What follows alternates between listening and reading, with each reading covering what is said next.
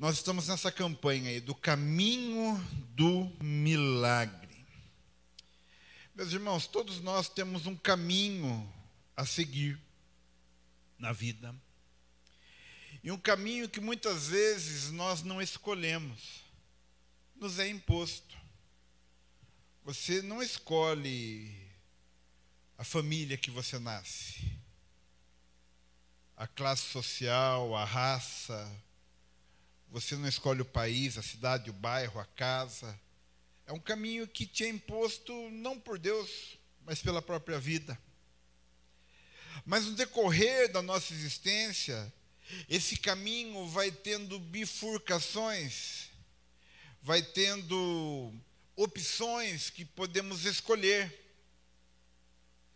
Há sempre uma possibilidade de escolha no nosso caminho. Uma escolha que vai definir o nosso futuro. Uma escolha que determina o nosso destino. Aonde você nasceu, de quem você nasceu, como, quando, por que você nasceu, só tem o poder de determinar o teu destino se você permitir. Mas você pode escolher. E as nossas escolhas serão através dos posicionamentos que tomarmos diante de algumas situações. Mas o que torna um caminho de milagres? Tem um compositor cristão famoso, que até ele tem uma música que chama No Caminho do Milagre, e ele, na ministração dele, ele diz uma frase interessante. Ele diz assim: todo caminho é comum até que Jesus passe por ele. Se não for Jesus no nosso caminho, se não for Jesus na nossa vida, a vida é triste. Se não for Jesus na nossa estrada, como aquela música da sua época, Paulo, Estrada da Vida, né? Como que é? Os meus olhos se escureceram, meu Deus do céu. É triste essa música, né? É trágica. Mas sempre existe uma opção de milagre. Mas o que torna um caminho de milagre? A primeira coisa que torna um caminho de milagre é uma necessidade. Porque não existe milagre se não houver necessidade. Essa é a questão, né? Muitas vezes a gente fala assim: Senhor, eu quero que o Senhor seja a minha ressurreição. Só que para Ele ser a nossa ressurreição, a gente tem que passar pela morte. Senhor, eu quero que Tu sejas o meu pão. Mas para Ele ser o nosso pão, que sacia a nossa fome, nós temos que passar fome. Para Ele saciar a nossa sede, nós temos que passar por sede. Para Ele ser a nossa justiça, nós temos que passar por injustiça. Para nós experimentarmos o milagre, somente através de um caminho de necessidade. E tem 3 caminhos. Vamos ver se dá tempo de compartilhar os 3 caminhos que a Bíblia conta, entre outros. O primeiro caminho está lá em Lucas 18, 35 ao 43. Lucas 18, 35 ao 43, diz assim, é a história do cego de Jericó. Aconteceu que, ao aproximar-se ele de Jericó, estava um cego assentado à beira do caminho pedindo esmolas. E ouvindo o tropel da multidão que passava, perguntou: o que é aquilo? Anunciaram-lhe que passava Jesus o Nazareno. Então ele clamou: Jesus, filho de Davi, tem compaixão de mim. E os que iam na frente o repreendiam para que se calasse. Ele, porém, cada vez gritava mais: filho de Davi, tem misericórdia de mim. Então parou Jesus e mandou que lhe o trouxessem. E tendo ele chegado, perguntou-lhe: que queres que eu te faça? Respondeu-lhe o cego: Senhor, que eu torne a ver. Então Jesus lhe disse: recupera a tua vista, a tua fé te salvou. Imediatamente tornou a ver e seguia-o, glorificando a Deus. Também todo o povo, vendo isso, dava louvores a Deus. Aleluia.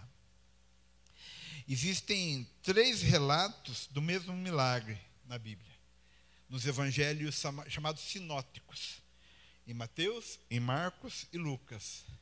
Só que cada um, pastor Felipe, conta o que viu e como viu, mas é o mesmo milagre. Até um poeta argentino, Gabriel Garcia Marques, diz que história não é exatamente o que aconteceu, mas aquilo que a gente lembra para contar.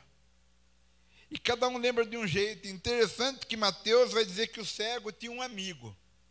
O cego não estava tão lascado na vida assim, Ju. Ele tinha um parceiro, ele tinha um truta que partilhava da miséria. Miséria pouca é bobagem, né? Em Marcos, ele tinha um nome, ele chama Bartimeu, filho de Timeu, e tem uma capa ainda.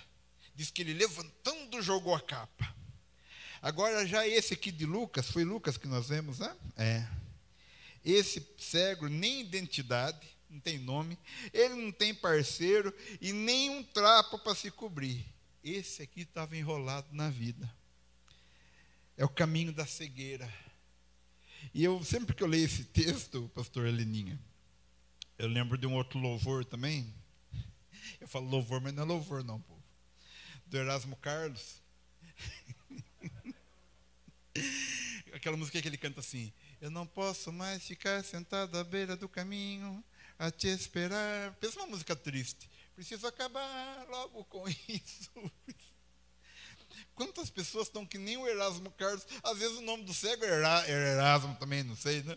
O Erasmo de Jericó sentado à beira do caminho. Quantas pessoas sentadas à beira do caminho? Talvez você que me ouve nessa tarde, talvez você sentado aqui no templo, talvez você está sentado à beira do caminho, e você pensa assim: e agora? Quem poderá me defender?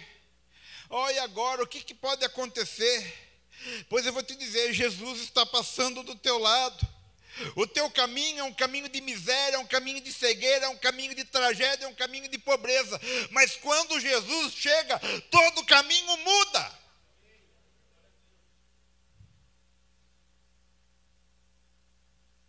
Pior que não era qualquer caminho. Era o caminho de Jericó. Jericó é uma cidade maldita, irmãos. Começa lá no livro de Josué, e Deus amaldiçoa aquela cidade e fala que ninguém reconstrua essa cidade.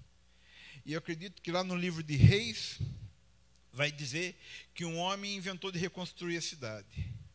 Assentou o primeiro muro, o primeiro tijolo da muralha sobre o filho mais velho e os portões sobre o filho mais novo. Os filhos dele morreram durante a reconstrução da cidade. E ela ficava numa baixada, enquanto Jerusalém ficava no alto. E era um caminho de ladrões e salteadores, era um caminho perigoso.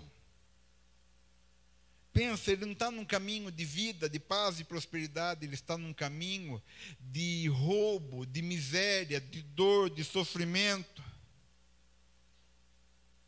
Um caminho que talvez tenha sido imposto por ele, Alessandro, imposto a ele. Ele não escolheu aquele caminho. Era o caminho da miséria. Talvez se ele fosse para um caminho melhor, para uma avenida central em Jerusalém, para a porta do templo, iam expulsá-lo, porque ele era um cego, feio, miserável, fedido. Então ele vai para a estrada de Jericó. Mas acontece que Jesus passa na avenida de Jerusalém, Jesus passa no templo, mas Jesus também passa na estrada de Jericó. E quando Jesus passa naquele lugar, ele só tem uma ferramenta, ele clama. Ele diz: filho de Davi, tem misericórdia de mim. É um clamor, é um grito visceral, profundo das entranhas dele. É um grito desmedido, tanto que incomoda os outros. Quieto, cego. Ô ceguinho chato. Mas ele sabe que somente Jesus podia mudar a sorte dele. Ele não se submete às limitações que a vida lhe impõe, e muito menos ao silêncio dos que lhe tentaram obrigar. Um clamor mudou a natureza do caminho daquele cego. Quando você clama, alguma coisa muda. Tem uma música também, né, que diz: Cristo, filho de Davi, tenha compaixão de mim. Jesus, filho de Davi, atende o meu clamor. Clama para o filho de Davi e ele vai te ouvir.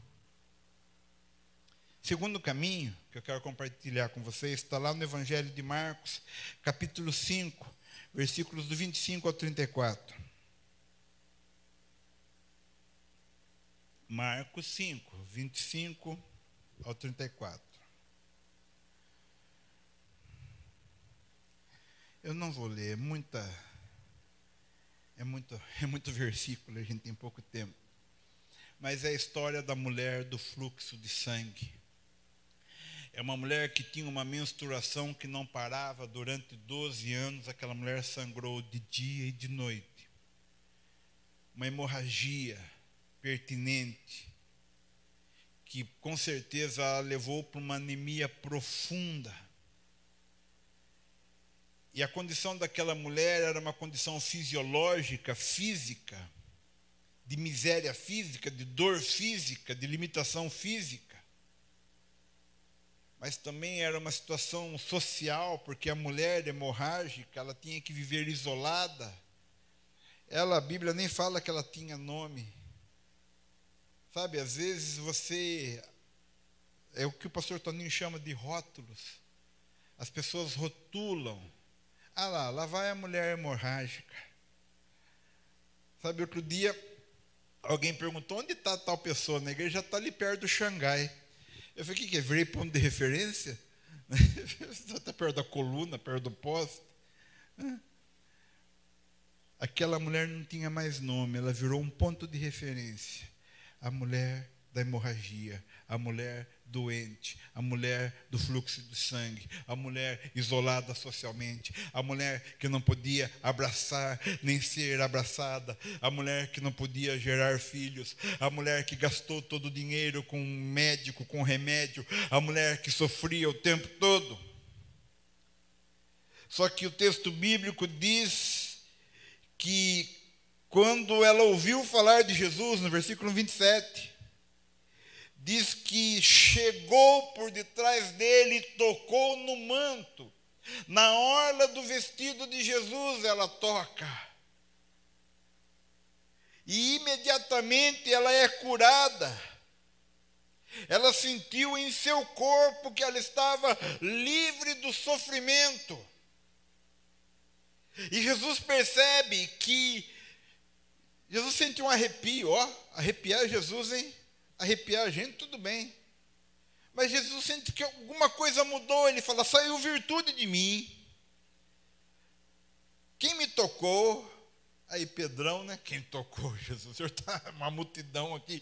Me pergunta. Ele fala, não. Olha a diferença entre, pastor Toninho pregou domingo, né? Discípulo e cliente.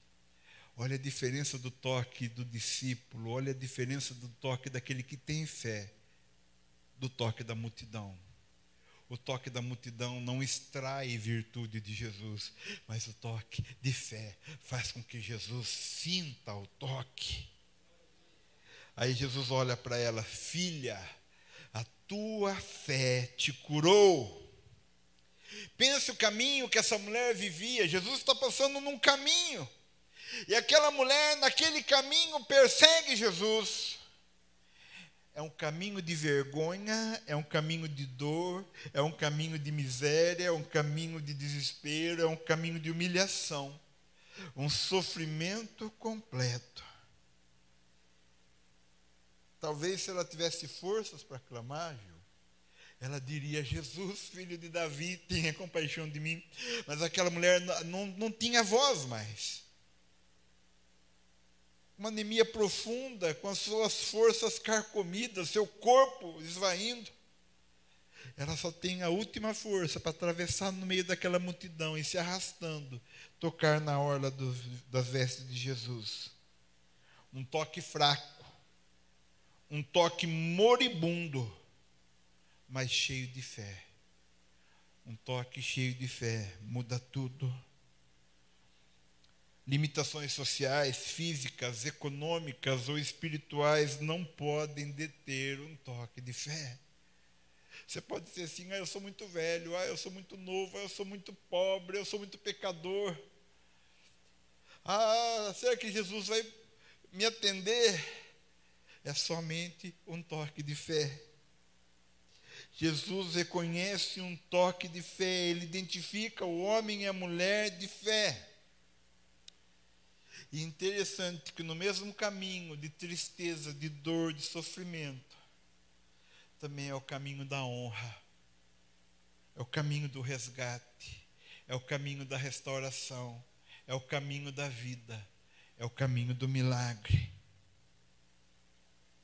E o último caminho que eu quero compartilhar com vocês, que está lá no Evangelho de Lucas, capítulo 7, versículos do 11 ao 15.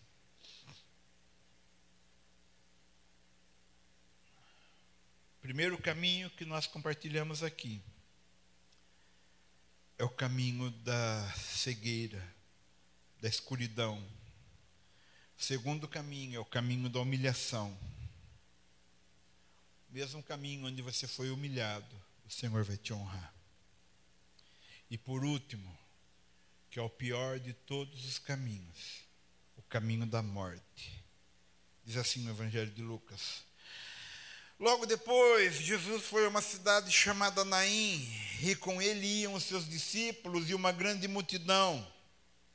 Ao se aproximar da porta da cidade, estava saindo o enterro do filho único de uma viúva. E uma grande multidão da cidade estava com ela. Ao vê-la, o Senhor se compadeceu dela e disse: não chore. Depois aproximou-se e tocou no caixão. E os que carregavam pararam. Jesus disse: jovem, eu lhe digo, levante-se. O jovem sentou-se e começou a conversar. E Jesus o entregou à sua mãe. É a caravana da vida. Jesus vinha vindo pelo caminho com os seus discípulos, talvez cantando um hino alegre.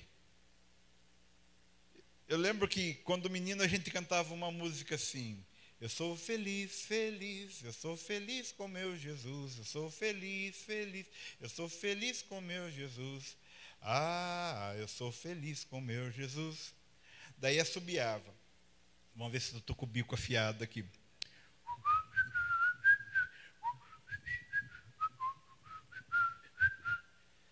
Talvez eles fossem mais moderninhos e estivessem cantando: maravilhosa graça, o seu amor. Estavam lá celebrando. Mas do lado oposto vinha o cortejo da morte. Vinha a marcha da morte, a marcha fúnebre. Interessante que o texto bíblico fala que uma grande multidão da cidade estava. Você quer ver o pessoal te apoiar é na tragédia. Passe por uma tragédia para você ver. Todo mundo vai te apoiar, bater nas tuas costas. Mas na hora que você precisar, nem todas as pessoas que estavam diante da tua tragédia vão te apoiar. E se você se der bem, então, muita gente vai te criticar. Enfim. O fato daquela mulher estar envolvida por muita gente não significava que estava tudo bem. Mas acontece que Jesus, ele não fica indiferente diante da morte. Jesus não tinha nada a ver com aquela situação, aquele menino tinha morrido, Jesus tinha a missão dele para cumprir, mas quando Jesus se depara com a morte, ele não fica indiferente. A vida vem sempre celebrando, cantando, pulando e dançando. A morte vem com luto, com silêncio, com lágrimas. A caravana da vida se compadece diante da morte. A caravana da vida oferece consolo aos que estão diante da morte. O caminho da morte sempre pode se encontrar com o caminho da graça. O que fazer no caminho da morte? Já que morto não pode clamar e nem tocar. O menino morto não podia fazer como o cego de Jericó. Filho de Davi! Não podia fazer como a mulher do fluxo do sangue, que ainda que se arrastando foi e tocou em Jesus. Existe uma coisa chamada graça. Graça é o favor que recebemos, mesmo quando não merecemos. Isso chama-se favor de Deus, bondade de Deus. O caminho da morte também pode ser o caminho da graça. O caminho da desgraça também pode ser o caminho do favor e da bondade de Deus. Graça é milagre. Graça é o que Deus faz quando não podemos fazer nada. Se você não puder tocar, Ele te tocará. Se você não puder clamar, Ele vai clamar por você. Como fez com Lázaro: Lázaro, sai para fora. A voz do Espírito diz: vem. O Espírito e a noiva dizem: vem. Para quem? Para aqueles que estão se perdendo. O Espírito Santo chama: vem já, vem já. A voz do Senhor clama por ti: filho, filha, eis que estou à porta e bato, e quem ouvir a minha voz e abrir a porta, eu vou entrar na vida dele. Lázaro, vem para fora. Talita, cume, menina, levanta. Pai, perdoa os seus pecados, está consumado. É o clamor de Jesus em meu e em teu favor. Renda-se ante a graça soberana e irresistível do Senhor. Não endureça o seu coração. 3 caminhos: caminho da cegueira, caminho da humilhação e caminho da morte. Os 3 caminhos podem ser caminho de milagre. O caminho do milagre é onde as limitações são vencidas. Você talvez não pode determinar o caminho em que você se encontra, mas você pode determinar milagres sobre esse caminho, porque eu e você somos provocadores de milagres. E como podemos provocar milagres? Como podemos transformar esse caminho nosso em um caminho de milagres?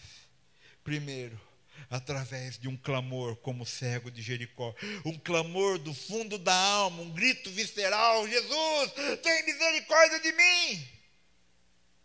Jeremias 33:3 diz assim: clama a mim e responder-te-ei. Como podemos transformar o nosso caminho de morte em um caminho de milagres? Através de um toque, como a mulher do fluxo de sangue. Um toque vazio de si, vazio de suas forças, vazio de seus recursos, mas cheio de fé. Talvez você fale: mas eu estou tão fraco. E aí o Senhor fala: o meu poder flui perfeitamente no meio das suas fraquezas. E por último, se ouvirmos o chamado do Senhor, quem ouvir a sua voz? O livro de Isaías diz que os braços do Senhor não estão encolhidos de modo que não possa abençoar, e seus ouvidos não estão tapados de modo que não possa ouvir. Meu irmão, minha irmã, nessa tarde eu quero te dizer: qualquer caminho pode se tornar um caminho de milagres, através do clamor, da fé e da sua entrega incondicional, sua rendição à incrível graça de Deus. Amém? Você fica com essa palavra? Posso orar com vocês antes de celebrarmos a ceia? Feche seus olhos. Qual caminho você está nessa tarde? Qual é o caminho que você se encontra nessa tarde? Senhor, nós estamos reunidos aqui como igreja em nome do Senhor, tão necessitados, tão carentes, tão famintos, precisando, Senhor, de um toque de milagre em nossas vidas. Oh, Jesus, sopra com teu Espírito Santo sobre nós, um mover sobrenatural, um mover de milagres, removendo, Senhor, todo o entulho da vida, todo o ressentimento, todo o medo, todo o fracasso, toda a angústia, todo o pecado. Remove de nós, Senhor, para que possamos viver integralmente o milagre do Senhor. Em nome de Jesus, Senhor. Nós queremos andar nesse caminho de milagres, queremos percorrer esse caminho de milagres, experimentar, meu Deus, o teu favor em nossas vidas, em nome de... Pensando na comunidade e para facilitar a vida de cada um, nossa igreja possui 3 formas para devolvermos os dízimos e as ofertas. Você pode comparecer em um dos cultos em nossa igreja ou entregar para nossos pastores de plantão. Lembrando que o templo fica aberto das 8 da manhã às 18 horas. Você pode fazer uma transferência bancária, sendo TED ou DOC, do banco de sua preferência, ou um depósito direto no caixa, lembrando dos nossos dados para depósito ou transferência. Agora, você pode usar o Pix, um jeito prático e rápido de fazer pagamentos. Para fazer é muito fácil. É só acessar o aplicativo do seu banco e escolher Pix. Clique em transferir e coloque a chave do destinatário. Na nossa igreja, a chave é o número do CNPJ. Digite o valor, confira os dados da conta e clique em transferir. Pronto, transferência realizada com sucesso. Para entregar o seu dízimo ou a sua oferta, faz um Pix.